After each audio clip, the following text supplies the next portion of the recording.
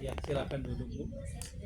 Oke, terima kasih sudah memberikan dan mengajak saya untuk melihat bagaimana Ibu mengajar tadi. Oke, bagaimana tuh perasaannya tadi?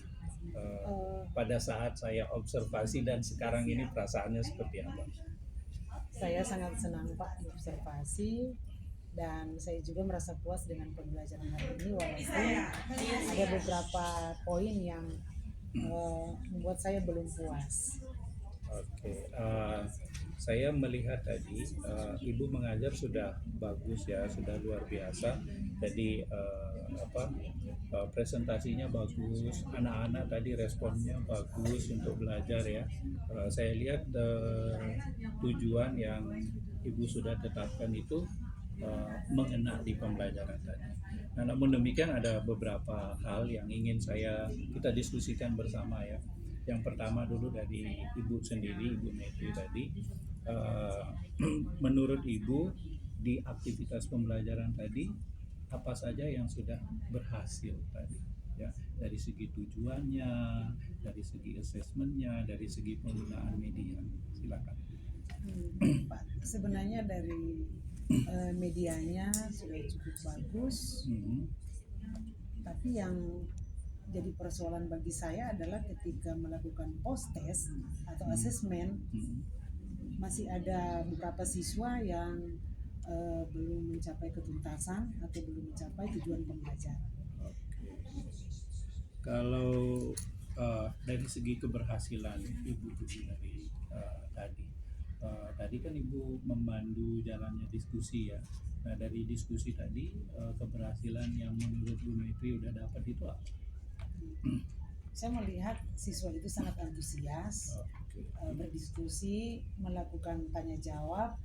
Mhm. Ya. Ya, ya, Oke, saya juga melihat tadi siswa antusias untuk belajar ya dengan pertanyaan-pertanyaan yang Ibu berikan. Dari segi eh, dari segi penggunaan medianya bagaimana? ya. Mungkin kendalanya Pak dari segi penggunaan media ini karena saya membagikan PowerPoint secara digital di grup kelas, Mhm. ada beberapa anak yang tidak mempunyai gadget. Kalau saya mendengar tadi ada dua masalah yang Ibu sampaikan. Yang pertama di asesmen itu ada beberapa anak yang kurang mampu ya menjawab pertanyaan yang diberikan. Menurut Bu Maitri ini apa sebenarnya akar masalahnya sehingga anak-anak kurang bisa menjawab pertanyaannya? Iya, anak-anak itu sebenarnya butuh media yang sesuai dengan kebutuhan mereka, sementara tidak semua anak punya gadget. Jadi mungkin Oke. itu akar masalahnya. Oke, ternyata masalahnya anak-anak itu masalah gadget ya kepemilikan gadget. Nah kalau begitu menurut Bu Metri kedepannya apa nih yang harus dilakukan sehingga masalah ini bisa teratasi untuk pembelajaran berikutnya? Jadi saya harus tahu kebutuhan anak dulu, kebutuhan siswa. Salah satu cara mungkin PowerPoint-nya itu saya print, punya Oke. saya print secara manual, kemudian dibagikan kepada anak-anak yang belum punya gadget. Oke, jadi nanti di bahan ajarnya itu ada dua versi, ada versi digitalnya, kemudian ada versi yang print khusus untuk anak-anak yang tidak memiliki gadget. Nah, kita diskusikan mengenai pembelajaran mendalam.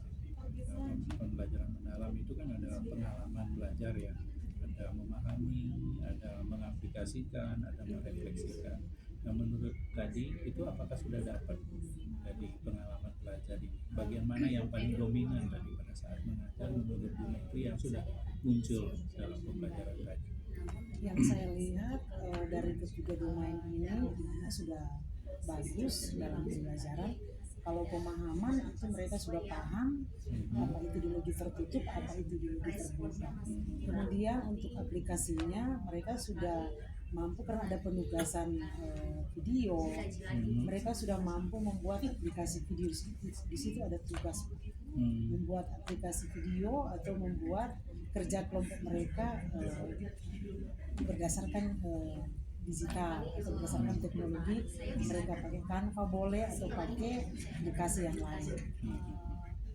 Oke, jadi pengalaman mengaplikasikan sudah muncul tadi karena saya melihat memang anak-anak itu semangat membuat ya video ya untuk membedakan antara ideologi tertutup dengan ideologi terbuka. Kalau kedepannya mengajar lagi di samping kan tadi memahami dengan mengaplikasikan. Nah, untuk merefleksikan kira-kira tadi saya lihat memang kurang muncul ya. Nah, kedepannya kira-kira Bu Metri melakukan apa supaya pengalaman merefleksikan juga muncul di pembelajaran nantinya. Ke depan dalam rencana pembelajaran saya akan membuat pertanyaan umpan balik dari materi yang sudah saya sampaikan dalam pembelajaran atau pertemuan kali itu. Jadi ke depan sekali lagi saya akan buat pertanyaan umpan balik untuk bertanya kepada peserta didik, apakah pembelajaran hari ini misalnya bermanfaat buat kalian, bagian mana yang paling menarik buat kalian, dan bagian mana yang mungkin masih perlu dikembangkan atau diperbaiki. Oke, berarti kedepannya Ibu akan menyediakan set begitu ya pertanyaan-pertanyaan yang sudah disiapkan sehingga anak-anak itu punya bahan begitu merespon pertanyaan-pertanyaan reflektif yang sudah diberikan. Oke, baik Bu. Apa nih pembelajaran yang Ibu dapatkan dari percakapan kita hari ini? Saya merasa diapresiasi untuk pertama kali. Kemudian saya juga merasa Bapak Kepala Sekolah itu mengobservasi saya itu supaya saya lebih baik lagi ke depan. Terima kasih Kak. Oke, terima kasih. Nah, saya ada beberapa umpan balik spesifik ya. Kalau saya melihat tadi presentasi sudah berjalan dengan baik. Dari sisi pengerjaan tugas juga anak-anak sudah mengerjakannya.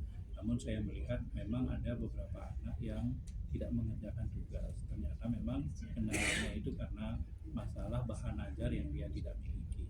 Terus yang kedua, saya sarankan berikut, Ibu mengatur waktu sedemikian rupa sehingga ada momen siswa untuk melakukan refleksi. Karena kegiatan refleksi ini sangat penting untuk mengetahui perasaan mereka, apa yang sudah mereka pahami, apalagi yang ingin mereka kembangkan dan lain sebagainya. Jadi elemen ini perlu mendapat sentuhan dan kalau boleh diatur sedemikian rupa sehingga kegiatan refleksi ini juga menjadi bagian penting dalam proses pembelajaran. Ya, mudah-mudahan ya ke depan kita menjadi lebih baik ya. Nah, ke depannya tentu saya berharap saya punya kesempatan juga mengobservasi itu dan saya berharap elemen pembelajaran mendalam ini akan ada di dalam semuanya. Oke, terima kasih ya Bu ya. Oke, selamat berkarya untuk selanjutnya. Terima kasih.